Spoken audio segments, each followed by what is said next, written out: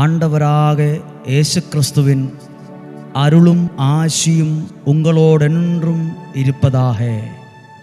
ஆமேன். യേശുവിൻ നാമത്തിൽ உங்களை நான் வாழ்த்திக்கிறேன். நல்ல ஒரு நாளாக உங்களுக்கு அமையட்டும். எனக்கு ரொம்பவே தமிழ் பேசவே பிடிக்கும். எனக்கு தெரியும் நான் பேசுகிற வசனம் தமிழில் ரொம்பவே குறைவுகள் இருக்குது.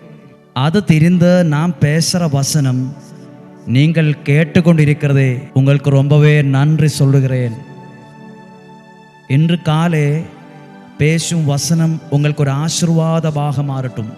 சங்கீர்த்தனம் 1 அதிகாரம் 2 வசனம். ஆண்டவரில் திருச்சட்டத்தில் மகிழ்ச்சியுறுபவர், அவரது சட்டத்தை பற்றி இரவும் பகலும் சிந்திப்பவர்.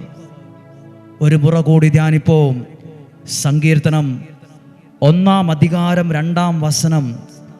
ആണ്ടവരിൽ തിരുച്ചട്ടത്തിൽ മகிழ்ச்சிയുறுபவர், അവരത് சட்டத்தை பற்றி இரவும் பகலும் சிந்திப்பவர்.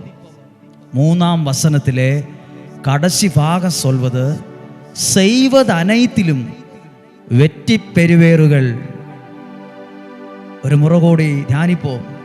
செய்வது அனைத்திலும் வெற்றி பெறுவீர்கள். நீங்கள் வியாபாரம் செய்பவராக இருக்கலாம், நீங்கள் விவசாயம் செய்பவராக இருக்கலாம், நீங்கள் படிக்கிற குழந்தைகளாக இருக்கலாம், நீங்கள் ஊழியக்காராக இருக்கலாம், ஏதாவது வேலை செய்கிற ஆளுங்களாக இருக்கலாம். உங்களோடு கடவுள் வசனம் பேசுறது, இதிலெல்லாம் வெற்றி பெறுவீங்கள், இதிலெல்லாம் வெற்றி பெறுவீங்கள். நான் என்னுடைய கடந்த கால வாழ்க்கையை உங்களோடு சொல்லவே விரும்புகிறேன். நான் என்னுடைய கடந்த கால வாழ்க்கையை உங்களோடு சொல்லவே விரும்புகிறேன். நானும் ரொம்பவே தனியாக இருந்திருக்கேன். நானும் ரொம்பவே அழுதிருக்கேன். நானும் ரொம்பவே வேதனையோடு இருந்திருக்கேன். அந்த நாளுகளில் கடவுள் வசனம் இரவும் பகலும் நான் தியானித்தேன்.